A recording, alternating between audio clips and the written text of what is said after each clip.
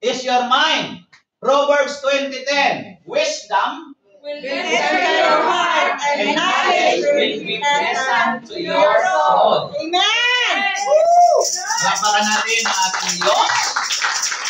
It is the faculty of intellect, understanding, and spiritual reasoning which guides the heart's emotion, will, and desires toward righteous action and ultimate spiritual goal. And secondly is your will. Because the will is understood as the set of choices. Set of choices. Lipon ng mga decision or choices, pagpili o pagdidesisyon in the power of act, which is integral to the spiritual self.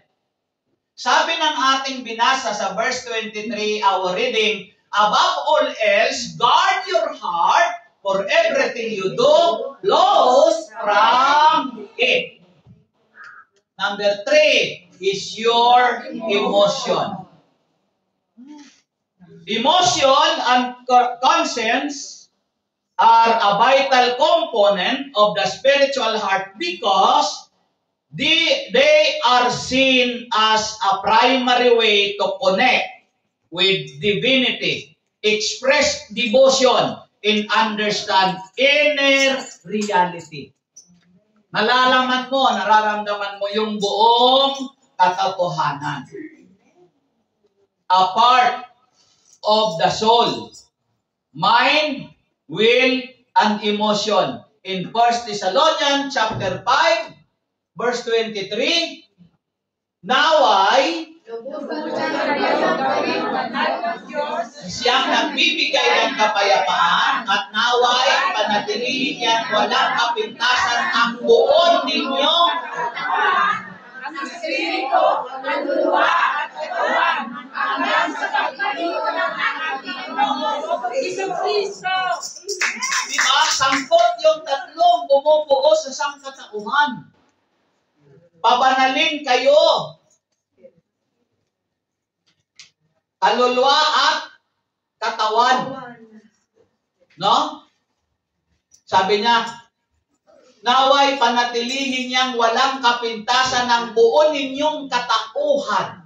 Ang espiritu, ang kaluluwa, at ang katawan. The 3 dimension of our life.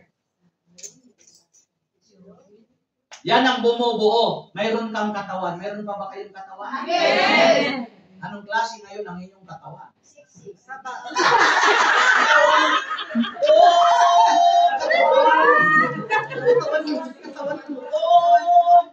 May kaluluwa pa ba kayo? Amen! Saan ngayon may mga kaluluwa?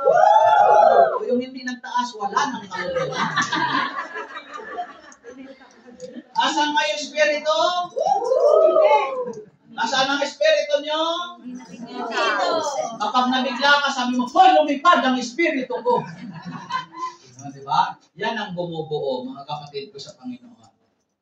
Because it acts as an eternal moral compass.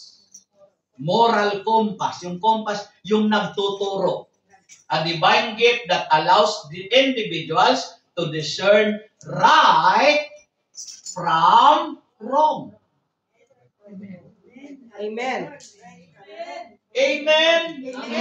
Your emotion. Nagdi-detect niyan yung tama galing sa mali. Huwag sanang mabaliktad. Na galing na mali galing sa tama. Dapat ang emotion mo, ang ma-detect niya, ang tama galing sa mali. Hindi yung tama na napunta pa sa mali. Hello? Hebrew 10. Kaya't lumapit tayo sa Diyos. May puso ng banal, ang may matibay na pananampalataya sa Kanya. Lumapit tayo may malinis na budhi, sapagkat malinis na ang ating mga puso at hinusgasan mula sa lisay ng tubig ang ating mga katawan. Amen!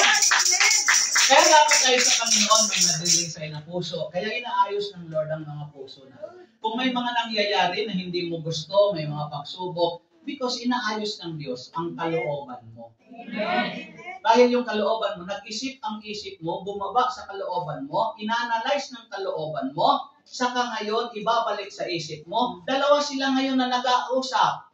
Yung naisip mo, pinapasok mo sa puso mo, pusong dalisay mayroon ka, kaya yung decision mo, perfect. Amen. Ang na-accident ako, sabi ng mga kaibigan ko, siguro busy na kasi sa business niya yan. O yan, pinalo ng Lord. Naku naman ang Lord na ito. Pag nagbi-business pala ako at papaluin pala ako. Hindi nila alam, kaya ingat kayo sa pag-judge kung may mga nangyayari sa kapwa. Yes, Lord. Amen. All we have to do is our obligation is to pray for them. Huwag natin addressan kaagad. Kasi hindi nila alam. Kaya nung ako na-aksidente, nung makatapos na nakarecover ako, I talk to God. Turo mo sa akin, Lord, lahat ng aral na yon. And pinarealize na sa akin. O, di ba? Amen. Sabi niya, tinawag kita, 1991. Maglingkod ka sa akin from Bicol. Bicol, man. Huwag kang hot. Bicol. Sabi niya, dinala kita sa Maynila. Nung nasa Maynila ka na, ginawa kitang preacher, ginawa kitang disciple, naugnay ka sa Amorsolo, 14 years na, and then mga 11 years, mga 12 years pala, 13 years na ako sa gawain. Sabi niya, oy, sige, naglilingkod ka. Pero yung mga anak ko, yung mga anak ng asawa ko, ay nag-aaral na. Kolehiyo. Anak ko, yun ang asawa ko. Amen. Huwag naman. Anak ko talaga yun. Amen. Ay, iniisip nyo, anak mo ba? Anak, hindi ako papayag na anak yun ng kapitbahay. Ako ang tatay nun ako. Sigurado ako. Pag nakikita ko yung mga yun, nananalaytay sa kalooban ko, yung pagiging ama ko. Amen. Dahil college na sila, naisip ko, paano yung kapatid ko nasa London, napangasawa ng Briton. Sabi niya, kuya, kunin na kita dito ka na mag-work. Kapatid ko yun sa nanay, kasi may kapatid ako sa tatay, sa nanay, magkabilang bahagi. Dito ka na, kuya, kunin kita. Kunwari, dito ka sa bahay, pero mag-work ka na dito. Kasi sa mga anak mo, okay. Pinadalhan ako ng pera, pang-ayos mo ng mga lahat ng documents mo. Inayos ko na din. Pasado na din ako sa lahat. Sabi ko, pwede ba? Wag muna ako sa December alis. Hindi, dapat nga kuya, umalis ka na ngayong mga August, umalis ka na. Wag muna. Palipasin muna natin tong 2005. Sa 2006 na lang ako, the January. O sige kuya, sige. Hindi pa naman ako nagpapaalam sa foundation para mag-leave ng indefinite, parang gano'n. Nasa isip ko, maglilingkod pa naman ako kay Lord pagdating ko sa London. Kaya lang, priority ko, yung kubita ko para yung mga anak ko matustusan ng lubos. Pag September 22, 2005, I met an accident. Nalaglag ako sa tricycle. Nabagok ang aking spinal cord. Nahiwa ang aking ulo. Pag ganito. Ano bang ganito? Horizontal? Kailangan operahan. Kasi may crack. Pero to cut the long story short, para di makrack ang oras natin, di na ako na-operahan. Sinakita ng doktor, pwede nang gadalhin sa gamot lang. Kasi yung crack na ganito, naging vertical. Linear na lang yung fracture. Kita nyo? Una ganito. Tapos sunod dito. Amen. O di parang cross yun. Amen. Cross yan mo. Pantoha, cross mo yan. So naka-recover. Naisip ko, kaya pala ako in-stop ni Lord. Doon sa pamamagitan na yon, para hindi ako matuloy sa London. Kaya sabi ni Lord, anong mayroon sa London ang hindi ko kayang gawin sa iyo sa Pilipinas sa paglilingkod mo? Anong hindi ko kayang gawin sa mga anak ko na makikita mo sa London? London Bridge Falling down, falling down.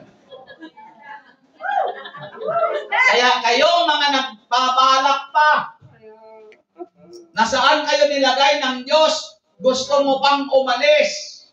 Magnilay ka. Uwi na ako, Lord. Tigil na ako, Lord.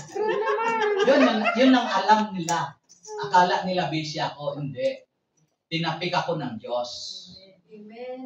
Pero ibang klase si Lord magtapik. Amen. Para maayos ng puso mo. Amen. O yan, di ba? Mula noon hanggang ngayon. No, Lord. Kahit sino mag-invite sa akin, ang asawa ko nasa New Zealand, ang mga anak ko nasa New Zealand, nagtatanong, hindi ka ba nagpunta doon, Brad? Hindi ka ba magbalak punta doon? Hindi. Baka hilak-lak na ako sa bus, hindi na sa tricycle. Hindi na ako nagbalak, pumunta ng abroad. After that, na-accident ako 2005, 2009, pinadala ko ni Brother Mike sa Israel. Sa Cyprus, 2024 sa Hong Kong, 2025 sa Macau. O ano ngayon? Nag-apply ba ako dito para magtrabaho? Yes, kay Lord, para magtrabaho. Nakatapos lahat ng anak ko. Praise the Lord. Thank you, Lord. Yung dalawa sa saan na naman? Sa Ateneo. Sa Yobe Bicol. Wow. Oh, mga kapatid. Nakatapos sila lahat. Isang medical transcriptionist, 2 nurse. Isang accountant. Praise the Lord. Isang hotel management.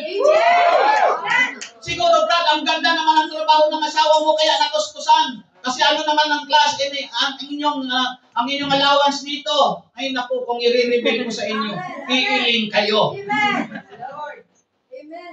Tapos magpapaaral ka ng 3 sabay-sabay na kolehiyo, hindi pa pitsugin na school. Maganda siguro, Brad, ang asawa mo, ang trabaho maganda talaga. Trabahong maganda ng mga asawa sa buong balat ng lupa ang mga anak at magkalaki ng anak. Amen. Sa magandang trabaho kaya yung mga anak. Amen. Hindi yan. Ang dami, pagka nagkadalawa na, ayaw ko na, dalawa na, ayaw ng anak. Pero yung mga mareklamo ng mga anak, aray ng aray, siyang sunod-sunod ang anak. So, bakit sila nakatapos na ganon? Kasi may mga taong hinipo ang Diyos. Amen. Nung nagkanya-kanyang sabi, Brother Paul, sa ako na magpapatapos sa anak ko. Yung isa, ako na! Lord, bakit mo ginagawa ito sa akin? Ay, kasi ikaw sumunod eh. Hindi mo na tinukod ang London.